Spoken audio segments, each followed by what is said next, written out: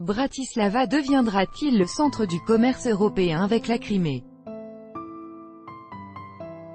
La signature de l'accord constitutif de la Chambre de commerce euro-criméenne, dont l'objectif consiste à établir la coopération économique entre la Crimée et les pays de l'Union européenne, a divisé la coalition parlementaire en Slovaquie.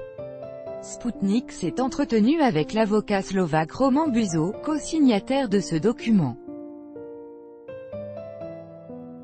Les statuts de la Chambre de commerce euro-criméenne stipulent que son principal objectif est d'entretenir les rapports entre les hommes d'affaires de l'Union européenne et de la Crimée, a déclaré à Sputnik Roman Buzo, avocat et propriétaire de l'hôtel Krim de Bratislava qui accueillera le siège de la Chambre. Logiquement, à titre de première démarche à entreprendre, il faut étudier le contexte juridique, ce qui est nécessaire pour définir les types de marchandises qui pourraient faire l'objet des rapports commerciaux, a estimé l'interlocuteur de l'agence. Et d'ajouter que la Crimée était particulièrement attractive pour le tourisme et les vacances.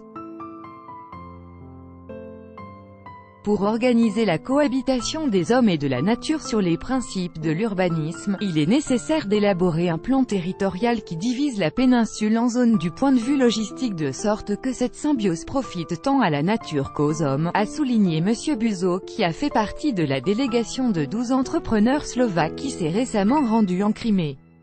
Dirigée par le député Peter Marsek, cette délégation, qui a séjourné en Crimée du 1er au 3 août, a signé avec le président de la fondation Crime au Congrès, Rustam Muratov, l'accord constitutif de la Chambre de commerce euro-criméenne qui doit être enregistré auprès du ministère de l'Intérieur de Slovaquie.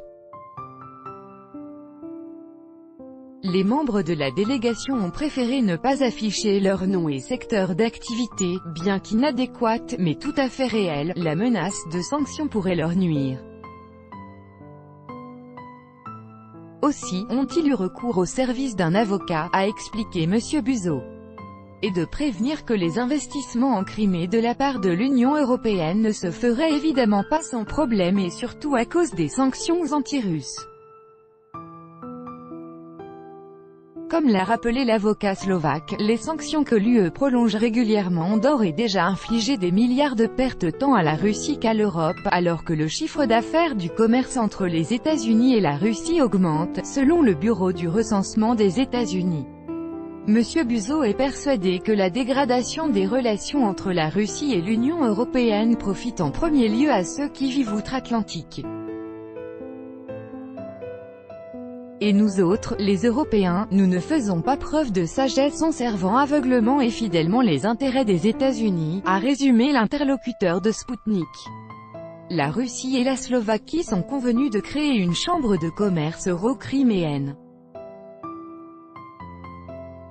Région russe que les pays occidentaux cherchent à isoler par tous les moyens ces dernières années, la Crimée est toutefois de plus en plus attractive pour les investisseurs étrangers.